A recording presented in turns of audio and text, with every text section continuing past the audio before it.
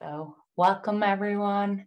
I say we can get going because we have a bit of an intro video to do and all that. So we can get started.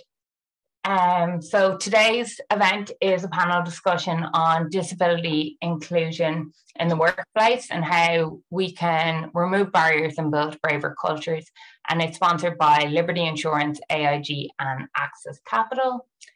Dive In Festival, for those of you who don't know, it's a 3-day global celebration of diversity, equity and inclusion within the insurance sector. And over the past 3 days, there are over 200 events taking place across the globe. And it helps the industry prepare for the future, highlights the business case for diverse and inclusive workplaces, and also helps us come up with practical ideas and inspiration for how to bring about positive change. So I am Roseanne Regan. I'm Sustainability Manager for Liberty Insurance. I'm joined here with disability activist Joanne O'Riordan, Jeanne McDonagh, the CEO of the Open Doors Initiative, and Aoife McKenna from Access Capital.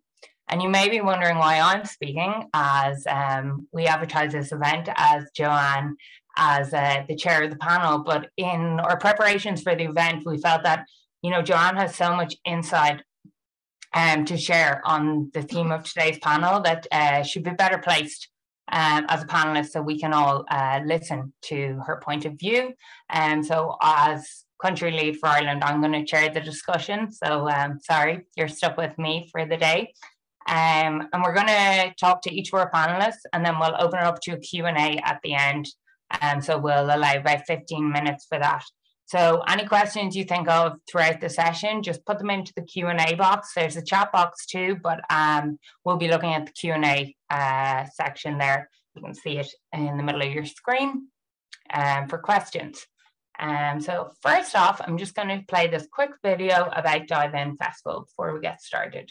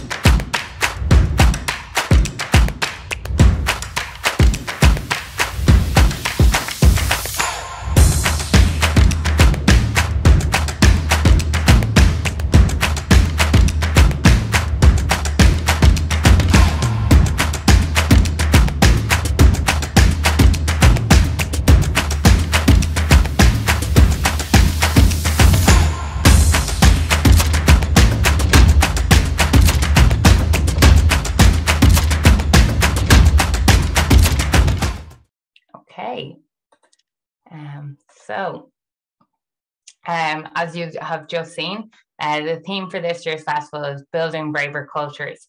It's all about empowering the industry to build environments where people feel safe, valued and respected to express themselves and bring their whole selves to work. Because an inclusive and safe environment allows everyone to be curious, to speak up, to ask questions, challenge assumptions, and to build their cultural competence to become better allies. So I suppose allyship is a really good way of just summarizing what it's all about, because we can all do our bit to create this inclusive culture where everyone feels really brave to speak up and be them full selves. So let's get started. I'm going to go to Jeanne first. If you could just tell us a little bit about the Open Doors Initiative, the valuable work that your organisation does, and how you think we as the industry and organisations can remove barriers and build braver cultures in relation to disability inclusion. Sure. Thanks, Roseanne. I feel I'll be a real letdown after that high energy video, so I'll try and jazz it up. At the Open Doors Initiative, we're a collective of over 115 organisations, that's business and NGOs, and we work with government to create pathways to education, employment and entrepreneurship for marginalised people. Since our work began in 2018, we've helped nearly 58,000 people with a 300% increase last year despite COVID. So the people we work with include refugees, asylum seekers and migrants, people with disabilities and disadvantaged youth, including those from a traveller background, LGBTQI+, people with a criminal past, and any intersectionality between these various groups. We basically don't say no to anyone who needs our help. And many are cut out of work, even during recent times of full employment. For example, only 36.5% of people with disabilities were in employment pre-COVID. And an early school leaver is twice as likely to be unemployed as their peers. And within the travelling community, there's an 80% unemployment rate. So they're quite shocking figures. Within the Open Doors, we take a very holistic and equitable view. The people we help on these pathways are there on merit, and because they have the skills to do the work and have career progression. And sometimes they just need help overcoming barriers to it. And we work with each organisation on a bespoke basis. So, for example, Bank of Ireland, Microsoft and Diageo are all examples of organisations where we've helped to increase their diverse hiring over a range of the people we work with. And they're growing that work year on year. It's a mixture of internships, part-time, full-time and flexible working. We also work with SMEs. For example, RSL Ireland has 40 employees. And out of them, 3 of them have a disability, which per ratio of the workforce is very high, and they're a very inclusive employer. We also create very innovative programs, and I'll just focus in on the ones where we work with people with disabilities. So we have Employers for Change, and the Taoiseach, Sinead Burke, who's a disability activist, and Francesca McDonagh, who was CEO of Bank of Ireland and our former chair, launched this last year in March. And this aims to make employers more confident in hiring people with disabilities and in retaining them in the workplace and offering that career progression, which is so important, which I spoke about. And it also offers advice and supports around grants and assistance to help people within the workplace. Towards Work is a person-focused initiative which supports any person who has a disability on their journey towards employment or self-employment or further education. And it offers free practical training, resources, mentorship, and we look to educate and empower participants to take the next steps towards their goals. Since we launched this program in 2021 September, we've engaged with over 300 participants at different stages of their professional journey. And we also founded a bespoke module in TU Dublin on self-employment for people with disability. Through this course, 20 people explored the world of entrepreneurship, put together a business plan, and we estimate from this 6 will go on to start their own business with all that means: further employment, empowerment, and the ability to make their own way. And we also persuaded one of our partners, AIB, to give multi-annual funding to this course. So it's continuing. The next session is just launching. We helped fund and found a remote working centre for people with disabilities in the Cran Centre in Cork. David Stanton, TD, and a member of our board, and a number of local businesses were all involved along with ourselves.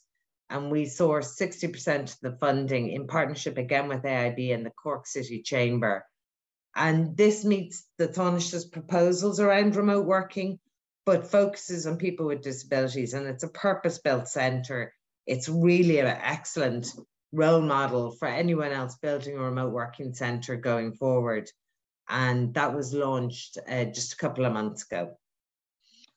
So in terms of the day-to-day work, we have jobs board, we create internships with our various companies. And just to give examples, Dell, Xero, and the IDA have all created internships directly aimed at people with disabilities. And these have worked really well and they're continuing. We have the mentorship program, which I touched on earlier. We've helped over 100 mentees and paired them with mentors from our business community, from our membership. And they're all helped get into work, CV prep, interview prep, deciding what career path they want, and then contacts to help them progress that. And that has been really successful in getting people where they want to be. Research underpins all our work, and we have a number of academic partners such as TUD and UCD.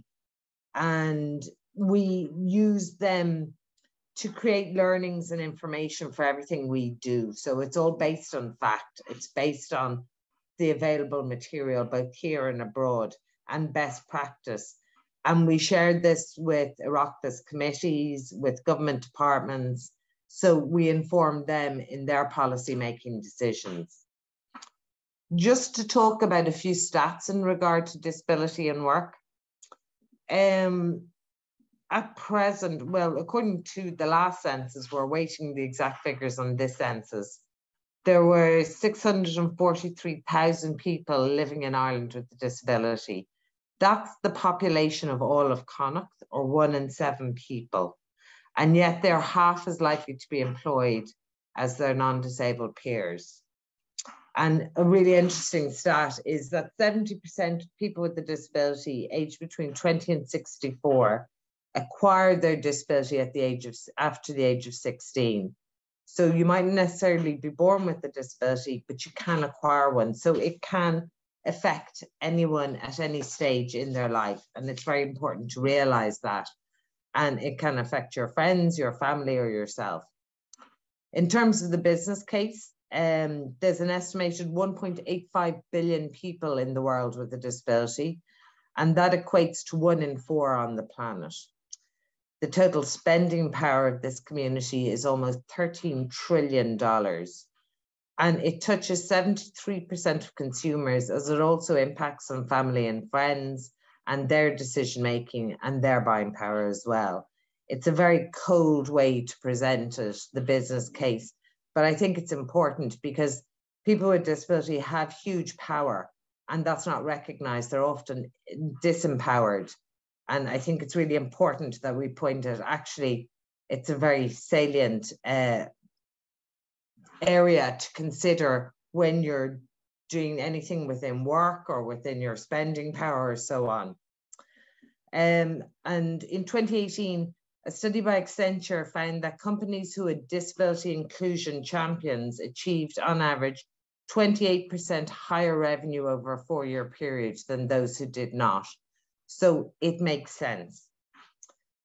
There's very much an eagerness on the part of companies who get involved with us to try and do everything all at once, but we always counsel baby steps and grow your work incrementally to ensure success and create a really solid foundation that's really informed before you make any decisions. We, within Open Doors, have lived experience with disability and other areas. I myself have bipolar. So this work is informed by and used to help others.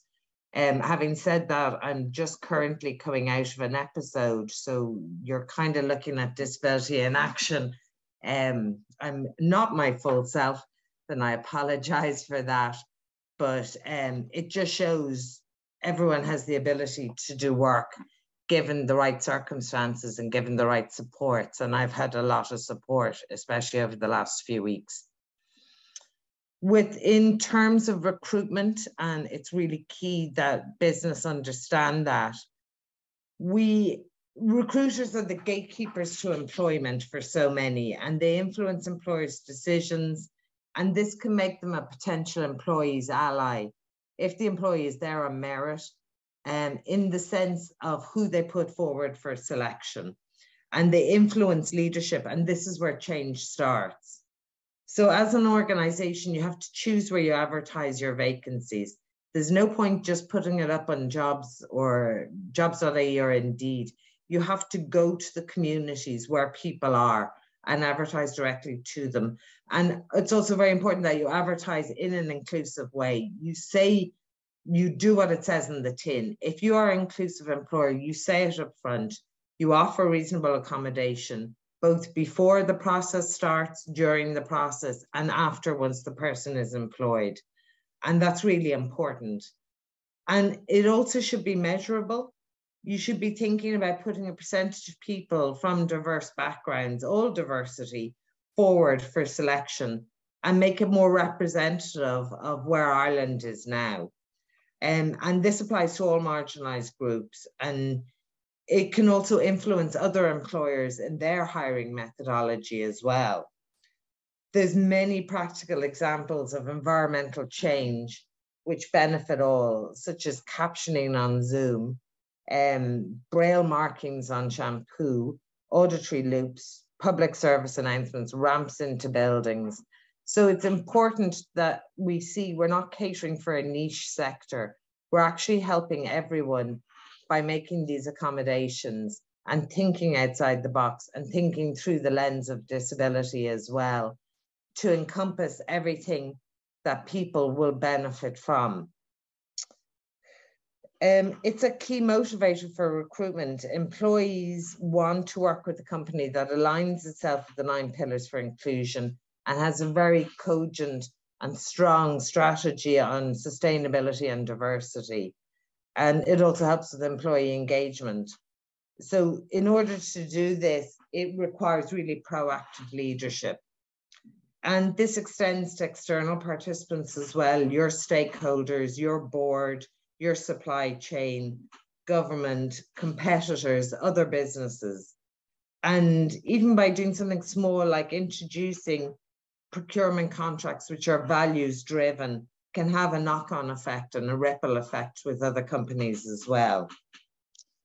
Within the workplace, mentoring and champions are vital. You need to educate the workplace, you need to educate your peers, and it shouldn't be, the onus shouldn't be on the person with the disability to do that. It should be a company-wide approach, because while some people are very comfortable talking about their disability and being overt about it, not everyone is. And also, you're not a walking encyclopedia. Before this video started, we were having a quick conversation, and while Joanne would have a huge insight into physical disabilities, you might necessarily have an insight into what someone who's from the LGBTQ community, for example. So just because you're involved in inclusion, it has to be an inclusive involvement in inclusion, and it's not up to the person to explain themselves time and time again. Leadership, I've mentioned a few times. You need to gather allies and you need to begin conversations about being inclusive and have training and education on stigma and preconceptions and break down any barriers that there are, or misunderstandings or miscomprehensions about certain aspects of inclusion. And you need to think about the legacy your organization leaves. And this includes the people in it. Companies need diverse, creative, lateral thinkers. And it means hiring people who don't mirror you, who might have difference.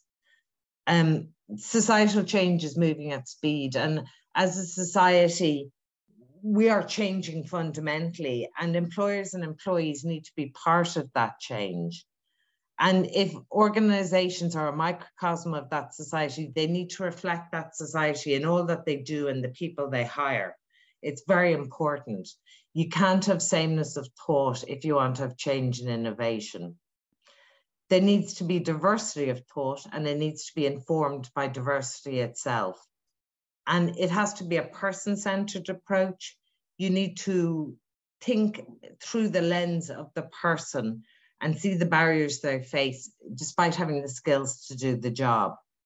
And you also need these people at the decision-making table who are inputting into your structures and systems to ensure an equitable process results. then just to sum up,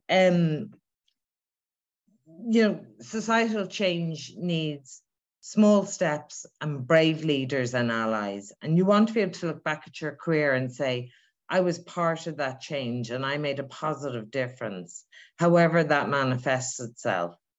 And it's an ongoing conversation and it requires actions to make it happen. So I hope that's of some use and you'll think about how you can make impact in a beneficial way. Thank you. Thanks, Jeanne. Well, that was pretty incredible. So informative. The stats there were just so interesting, and I couldn't agree more on it has to come from leadership, and it's not up to people with disabilities within an organization to champion themselves. It's up to the organization to build a culture of allyship. And I know in Liberty, that's something that comes from the top down. It's really important that you don't have a DEI strategy per se, it's embedded into your business strategy, because we need to put on a DEI lens for all businesses to be sustainable in the future.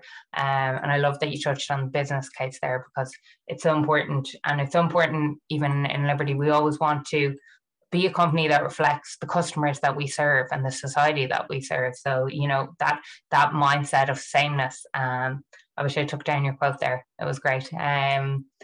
So Joanne, we'll go to you next.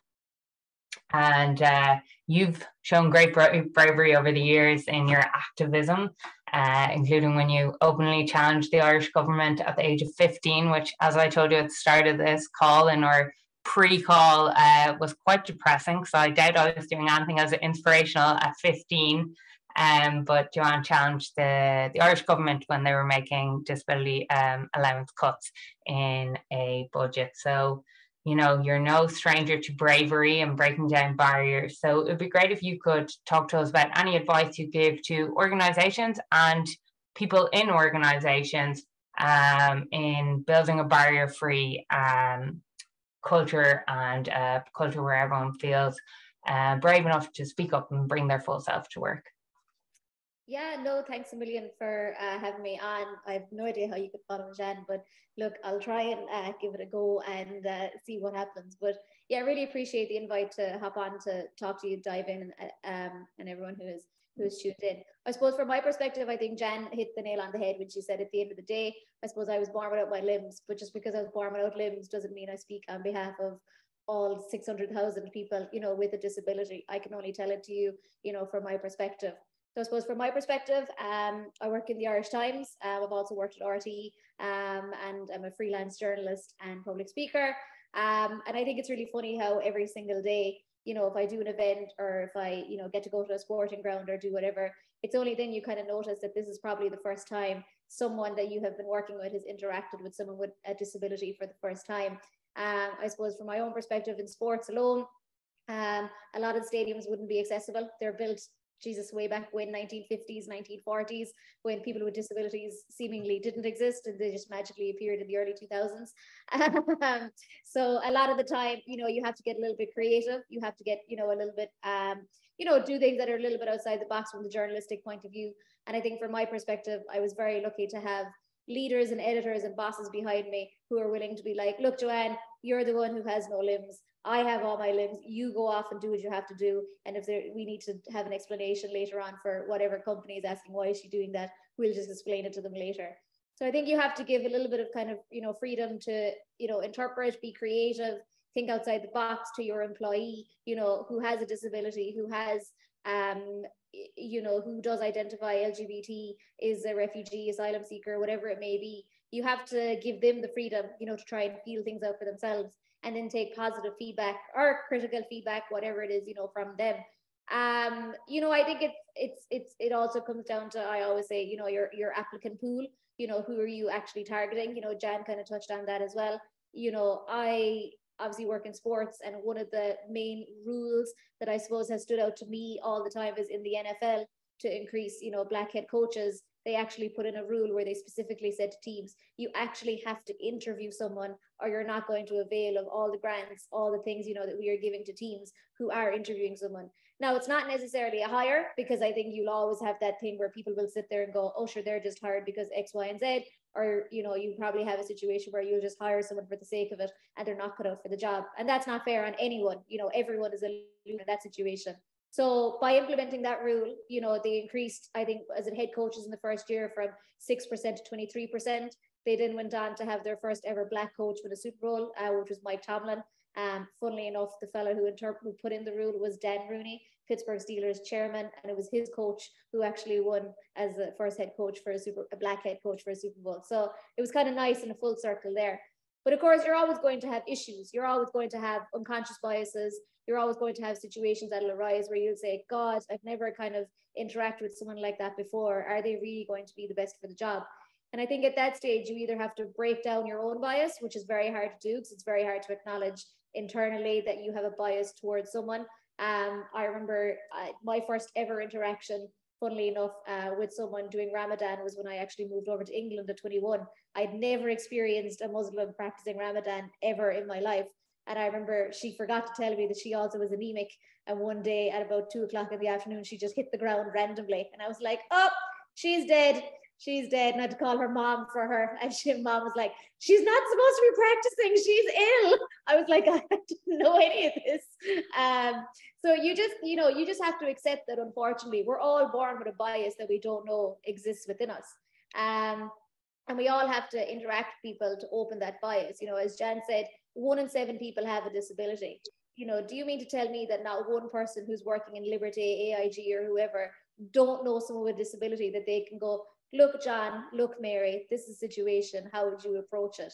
And that's, I think, you know, building that bravery into you. It's not nice to say, oh, I actually wouldn't hire someone with a disability because I wouldn't know how to interact with them. Like, you don't want to be caught saying that online. You don't want to be caught saying that anywhere. But there's no harm in reaching out. There's no harm in offering that olive branch and asking, as long as your intentions are pure, I think, which is the one thing as well that comes on board. And the NFL had that situation last year where the intention with the Rooney Rule wasn't pure, and someone else got offered a job when a black head coach was the perfect man for the job. And now he's suing them, which he has every right to do. So, you know, I think that's one thing, you know, that we have to look at. I think we also have to look at what other tools can we implement. It's not just about our hiring scheme. It's about our interaction with customers. I was on a call a couple of months ago, and it was the diversity and inclusion officer from Verizon, and she is deaf. And she was talking about, and this is something that never blew up in my sphere ever again, was, you know, she was saying if someone rings with a problem, so if I ring Liberty looking for insurance, I can pick up the phone and ring you. But for a deaf person, they can't. So how do you manage to reach out to them? You know, now she built this entire device, which was entirely fascinating. And it basically is a box that actually transcribes everything that the caller is saying to the deaf person on the other side of the phone, which was incredibly interesting. You know, it's about how we can use tools, you know, technology, you know, to our advantage, and how we can upskill, you know, that starts then with going into schools. You know, could a situation arise where Liberty or some of the sponsors or whoever can go into an environment with young kids and say, look, this is the box we have. Would you be interested in learning about it? And then therefore you're upskilling the kids, and then they're in a position where they feel confident enough to call Liberty or whoever for insurance. That's a win-win for everyone. You know, all of a sudden you have an upskilled person who is deaf, and you also have more money going into Liberty for insurance purposes. So that's a win-win for everyone involved. You know, and different companies have different things. You know, I know Microsoft, you know, as much as I did want to tell their, you know, diversity and inclusion chief executive that as much as I want to put in a chokehold because Microsoft Teams is so awful to work with, I have to admire all the stuff that they did to actually get it accessible. They were one of the first ones to have closed captioning. They were the first ones to have, you know, people doing sign language in the corner, you know, which is interesting to see. But they've also done an insane amount of accessibility, you know, solutions, you know, live call transcription, you know, narrator to read text. You know, these are all built-in software tools that other people can avail of and not have to reinvent the wheel for themselves. And that's another thing I would urge a company. You don't have to reinvent all the time. Someone out there has probably done it along the way, and they are absolutely more than happy to, you know, facilitate from it. And you don't have to work, you know, 100 hours in the week to try and get something accessible. You know, reach out to someone, ask them what they are doing, you know, see if it's something that you can apply to yourself. If not, ask your fellow employees or whoever, do you think this is something we could do? Do you think we could tailor it to our needs? And then kind of go, you know, from there. I think the other thing as well is, training your employees for inclusion. That's something that I would notice. As Jeanne said, I don't want to go into a hotel tomorrow morning. Now I have no choice because my disability is very visible. But if I was, blind, deaf, had autism, had, mental health, problems, I don't want to be going up to reception and going, here, like, just in case you don't know, I have this situation arising. It's about training your staff to be able to maybe suss it out, acknowledge that it's there, and be able to do it in a discreet way if the person kind of wants it. I always give the example of if I'm in a hotel or a restaurant and the lady is coming with my hot plates, the waiter or the waitress, and they're burning their hands and they don't know where to put it. They don't know where to put it on the table in front of me and I can't reach it, or they don't know whether to put it on my tray. So every time I have to go, it's on the tray, it's on the tray, it's on the tray. And I hope in the future that person, whoever it is, if they encounter another wheelchair user, they won't have to scald their hands by holding onto the hot plate, not sure where to put it. And two, they'll just be able to go, where do you want me to put it? It's just, simple ways of opening a conversation, and something that you have to do. And as I tell everyone, I don't mind being the little guinea pig in the corner, being forced to be like, put it on the tray. No, I want this. No, I want that. I'm absolutely happy to do that as long as it makes it better for someone else coming down the line. The other thing as well, I would say, is probably asking the person with either a disability or different things what they need themselves.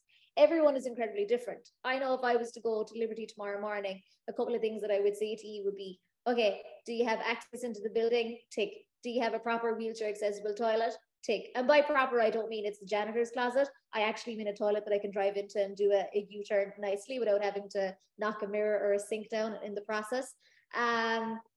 It's different things like that. Do I have access to someone, to be sitting with me? They mightn't be doing anything to you, but they will be handing me stuff, maybe a drink, maybe my food, maybe the keyboard here for my computer, different things like that. You just have to kind of be a bit aware that these things exist. And you won't know it until you ask. So I think I wouldn't say abolish it, but get rid of the idea that if you ask, you're insulting. If your intentions are pure, I think people will understand that your intentions are pure. Don't be afraid. The person will probably more than likely be happy to tell you. Just because they don't shout about it doesn't mean they're not happy to tell you what's going on. And I think just understand that we all want it to be better. And I think Jan touched on it earlier. There's no point in saying, I'm going to knock down the entire Liberty building and make it more accessible. That's not ever going to happen. That's not a realistic thing to present to your bosses. So touch it in different ways. Can I put a ramp? Can I put a wheelchair accessible parking space outside? Can I maybe take away the poor old janitor's closet and turn it into a wheelchair accessible toilet? Do tiny things along the way, that'll absolutely help you, but also be conscious of what the community needs as well. A lot of mistakes that people make are, and I didn't know this either, is a lot of people would have Braille, which is fine, but not a lot of blind people actually know how to read Braille. Which I didn't know at all. So, you think you're doing good, and you're well entitled to think you're doing good because that is a good thing to do. But just ask someone along the way to be like, look, do you think this is okay? And they'll be absolutely so happy to tell you. I think the other thing as well is make sure your inclusion attitude isn't, oh God, we have to tick this box. Oh God, we have to do this because Joanne O'Riordan will write an article about us in the Irish Times. I do sports, so I won't be doing that, don't worry. But actually build it from the inside out. Actually say to people, if I'm making this more accessible, I'm also doing this to incentivize you. This isn't just incentivize 1 in 7 people. This is 100% of the population. Maybe if you have a ramp going into your front door, you're helping people with mobility issues, maybe an older boss whose knees aren't exactly as good as they used to be. Maybe you're incentivizing a mother to bring her buggy in and maybe work 3 hours of the day in the office and then go home. You're bringing an incentive to all these different people that you necessarily didn't realize that you would touch along the way. And I think that's something that's so important. Don't hesitate as well to ask other employees without a disability. Did you see John the other day in the canteen? How do you think we could have done? And they'd be like, yeah, actually, I realized the till wasn't high or low enough for him to tap his card. It's different things like that, I think, that we all take for granted. But don't do it in a way that it's like poking holes, that you're blaming poor old Victoria down in canteen for not having her till low enough. Do it in a way that's inclusive for everyone. And make sure you celebrate it.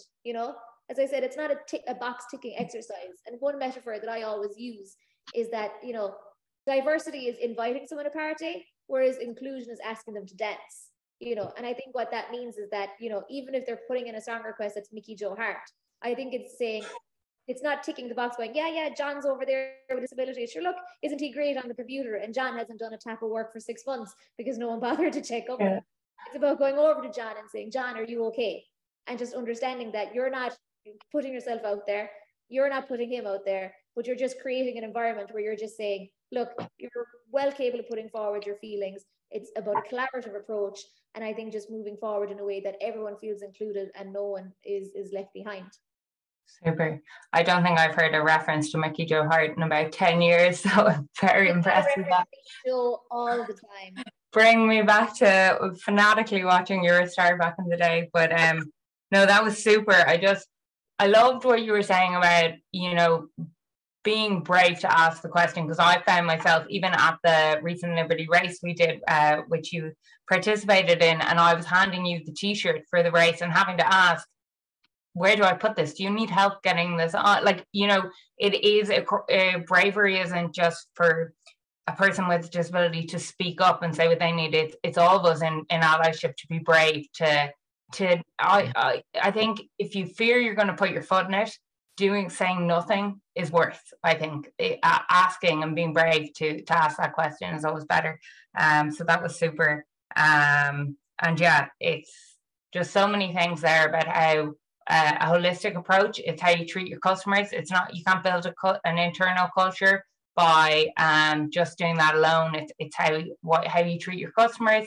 Even that example of going into schools, like that we did the Liberty race recently, where it was about creating an atmosphere in society where people of all abilities could come and do a race together. And yeah, so I think companies have a lot more to do than just what they're doing for their employees. So thank you so much. There was so much in that. So we will go to Aoife next, and it'd be great if you could tell us about Access Capital and what you guys have been doing in your DEI journey to create a more braver culture without barriers. Yeah, we're delighted to be a global festival partner, and what Jeanne and Joanne were saying is just, you know, it's really humbling, and it's all struggling. And Joanne, just what you were saying, building from the inside out, that is so important. And what we're doing within Access, we have our employee resource groups, which are kind of stood up now about 12 to 18 months. And we basically, I know the conversation today is about disability, but our employee resource groups are for all representatives, whether we have a women's ERG, Pride, parent and caregivers, EDGE, and a veterans ERG. And what we're doing is we're having discussion awareness with all of our colleagues, not just to understand our colleagues' kind of journeys, but also our customers and, you know, our peers within the groups within which we work. And I think what the kind of tone I'm taking from what Jeanne has said, what Joanne has said, is that, and I love the two E's, Jeanne, that you said, which is educate and empower. You know, I think that, you know, for the people you represent, I think there's also a huge responsibility on others to educate and empower, so that, you know, you just get rid of that kind of sense that you know best, or that you think you're doing something when in fact you're not. And Joanne, what you were saying about ticking a box, if you're not actively listening to either your colleagues, people within your community, and you're not trying to understand, you know, what are the challenges, or, you know, the wins that you have, the difference in, you know, a state of affairs from, let's say, 5 or 10 years ago, how things have changed. If you're not actively, you know, on that journey, I think that just to tick the box will become apparent very, very quickly. So within our ERGs, there's some phenomenal conversations, and, you know, I'll be honest, there's parts of colleagues' conversations that, you know, I just had never thought of, you know, and I think I'm terribly ignorant. And then I'm like, well, no, because I'm part of the conversation and because I'm part of these groups, and encouraging colleagues, whether it's within Ireland, whether it's across the globe, that if you don't have a voice there, you know, there will be no change. You're not getting to hear the kind of experiences, the challenges, the wins, the losses that you're going to have if you're not listening actively. you know, to your colleagues. And it's not just colleagues, it's people within your community, it's people within, you know, your family and friends group. You know, the statistic 1 in 7 is phenomenal, and that's not going to change, you know, and, you know, to some extent that could, the number could, you know, sway even more so, you know, with as you go into the future. So if our minds aren't focused on that, we will lose. And I don't mean that we will lose within our moral compass. The collegiate kind of, that kind of everyone doing it together, when you don't have that, your power isn't there. You know, anything where there's division is just a negative. So, you know, when you're doing together, I know it sounds probably a wee bit cliche, but, you know, we all do genuinely see the impact in that. And, you know, when we think things like, you know, Roseanne, you were mentioning about, you know, the kind of initiatives you do within schools, you know, when you look at a group of children kind of chatting and, you know, having conversations and just, you know, some of the, Joanne, you mentioned the unconscious bias. You know, you'd love to be brought back to some of those, you know, much more pure, you know, where things are coming. And I think we all mentioned here, you know, ask the questions, to not ask or not be brave and say, oh no, I don't want to offend that person, I'm not going to say. You're not helping. You know, it's not. So I think sometimes I do look at it through the lens of children, you know, the challenges and the positives that come with it, that purity of notion. And I think that if we could get that back in to ourselves, not just within our organizations, within our friends groups, within our communities, wherever we are, that could only be a positive. So as I say, within Access, the ERG groups are powerful.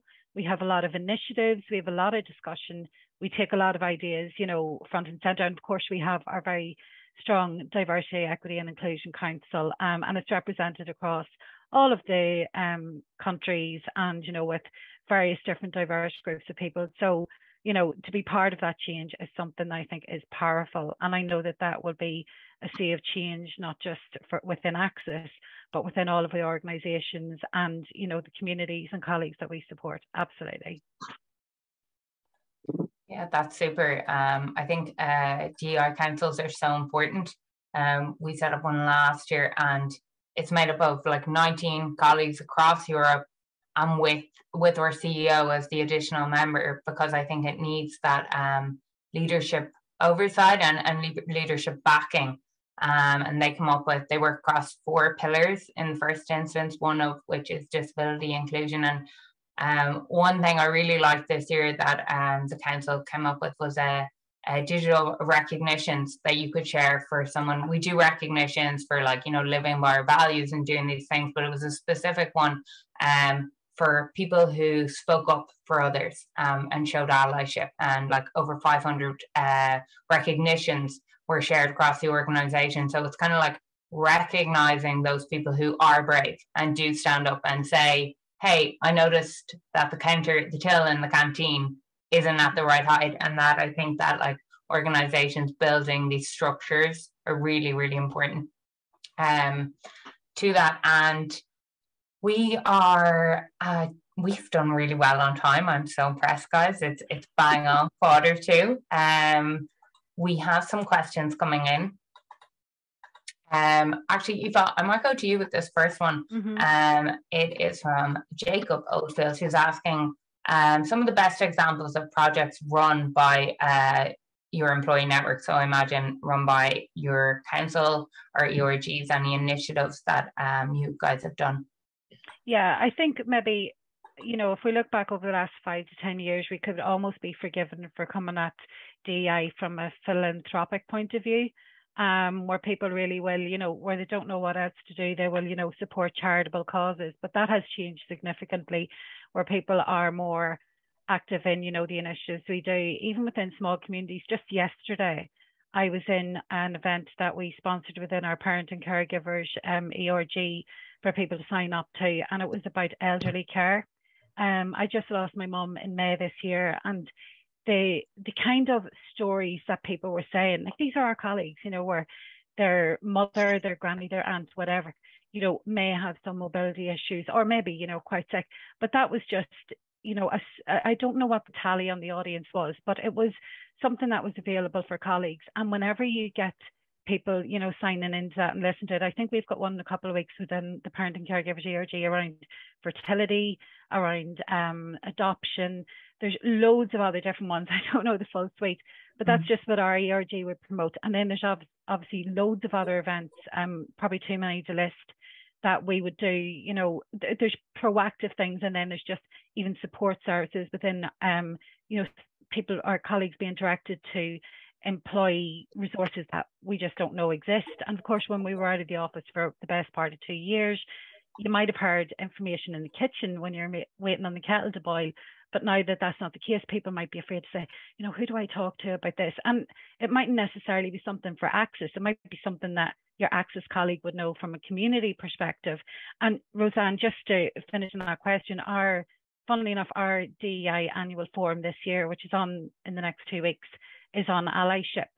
And that, with braver cultures and allyship, I think the two almost go hand in hand. And I know the festival this year is all about braver cultures, but braver cultures and being an ally, I think, almost go hand in hand. So hopefully that answers the question.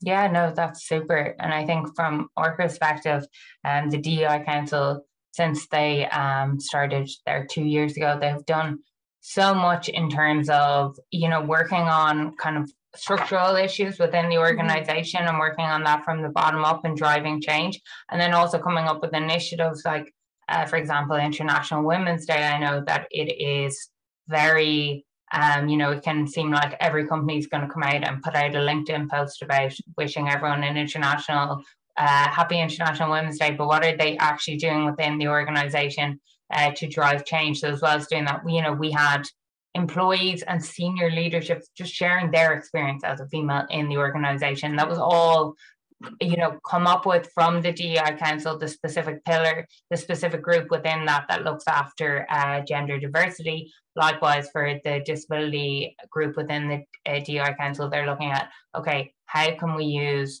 you know, Disability Week to really not just say, oh, look, we're doing this, it's great, how can we actually educate employees? And they've done so much, even, you know, putting out an LGBTQ plus like a dictionary and like terms that we should use. And I found that so helpful as someone who lives in fear of putting my foot in it constantly. You know, getting that resource is just so important. So we can all feel like, you know, we're doing our bit to, you know, have a completely open mind and create an inclusive culture. We have another question come in, and I might go to Joanne and Jeanne with this one. It's one thing that allies can do to support building braver cultures in our day-to-day work. So this is employees in organizations who don't have a physical disability. What can they do to become better allies? Joanne, do you want to go first, or do you want me to jump in? You go forth, Jen. You've got all the knowledge. I doubt that. Actually, I want to give the example of LGBTQI+, because I'm a big ally in that sector. And I'm straight myself, but the vast majority of my friends are LGBT. And I think you have to be proactive. You have to walk the walk. There's no point in ticking like on Twitter or heart or whatever it is. And that really, you know, that's the barest of minimums. You have to get informed, you have to take part, you have to actively support. It's Pride is 1 month, it should be throughout the year. You have to find out what the issues are and support them very proactively. For example, I was in a job for, well, too many years, but I left it to join the marriage equality referendum because I felt so strongly about the fact that my friends didn't have the same rights as me. And if they wanted to, couldn't get married. And I went in as a volunteer in headquarters. And at the time, I remember my parents nearly passing out with, oh my God, she's given up a good solid job and the pension and all of this stuff. But I think you have to be passionate about it and do something. There's no point in talking about it. You can have conversations, and that was what marriage equality was all about, was about having conversations and welcoming people in and explaining things. But you have to actually do something.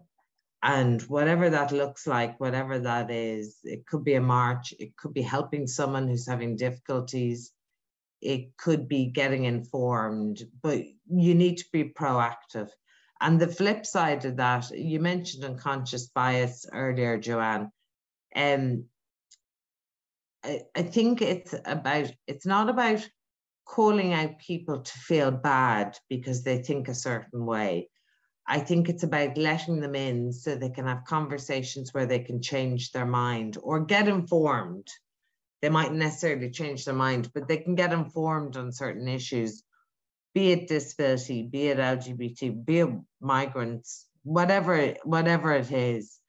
I think information is power. And I was laughing when you mentioned your friend fainting during Ramadan, not because she fainted, but we had a group of Afghans come to Ireland. We brought them in, and one of them stayed here with me. And I was very curious about Ramadan. The thought of going out without food for more than an hour is just a total fear place for me. And I sort of did Ramadan light with him because he couldn't eat till around 9 o'clock at one stage, as the days grew longer. And that was such a learning for me. I mean, they were literally going out without food all day. And then that leads into sort of hunger and fasting and what it means. And he's explaining how good he feels after fasting. And if he broke Ramadan, he had to feed 100 people or something. It all got very complicated, but I learned so much is really the upper end of that. And it informed me, and it made me less, Muslim men hate women, because that is not true. Some men hate women, not all, and not because they're Muslim, quite the opposite. And that's just one example. So knowledge is power. So I think that's a very long-winded answer, but I think you have to inform yourself and you have to do something proactive and have knowledge. Sorry, that was going around the house. No, I love it. It's about not just knowledge, but like experiencing and showing empathy. Like you practicing Ramadan in a light way to gain that, like for empathy, so you know how it feels for other people. So that was a great hard answer. is the answer. Very, very hard. Very. I don't think I could show that much allyship. Joanne, I'll go to you. I didn't practice Ramadan with her. All she got from me was I scrubbed each pot after I fried some rashers. That's allyship. That is allyship. I think as well, the only probably thing that I would add to it is that I would just say, understand that you'll never be done. Like, it's incredibly frustrating, because you want an end goal and you want your friend or whoever it may be to have the best quality of life possible. But it's not necessarily a bad thing. Like new technology might be developed. Someone coming into your employee force might identify in a different way, or have different needs or accommodations or whatever to be made. And that's fine. That's absolutely fine. I think for me, what I would say is celebrate every single small win along the way. I would say acknowledge that what you're doing is good. And I would say it's kind of like the Greta Thunberg effect. It might start off as incredibly small for you once, where you're just standing by yourself doing one thing, even if it's something like putting in a recycling bin for, the environment. But everything can grow and everything can snowball. And I think it's understanding that, yes, one person's pushing the snowball, it might seem they're getting far, but when everyone joins in together and starts pushing down the hill, eventually it'll create an avalanche of change. And I think that's the nice thing as well from it. It might take some time. You might take a while to bring everyone on board, but once everyone comes in together, I always reference rowing the boat. Once everyone hops into the boat with you, then you realize, positive energy breeds love, love breeds success. I think more people means braving every single storm that comes your way. And if you've good people around you, like a compass, you'll go in a positive direction all the time. So I suppose that's what I would just say to everyone. Start small, you know, don't celebrate every single small win along the way. Bring in more people as you come, and just understanding that it'll never be done in the end is a very sad part. And if you don't know, I always say, my ally to be that I look up to is Ian Wright in women's soccer. He doesn't show up because he has to, he shows up because he wants to. And that's the difference. Great. Wow, I couldn't think of a better summary for today's call than that. And that we should celebrate the small win of this discussion, because I think hopefully it's really instilled a bit of empathy in everyone, and just encouraged just those thought processes, and how we can all kind of bounce ideas off each other and creating more inclusive cultures. So while we will never be done, we are done in this session today. I just want to say a huge thank you to everyone who joined. We had great numbers, and thanks so much for the questions. And a huge thanks to our speakers. It was just so informative and really motivating. And yeah, it's I'll be bouncing off the walls now for the rest of the evening after that. It's just really great. So thank you all so much. I appreciate the time you took, and especially Jeanne, as you said. You've been going through a difficult period, so it's really we really appreciate you coming on today to talk. And yeah, thank you all so much. Thank you. Thanks, guys. Thanks, everyone.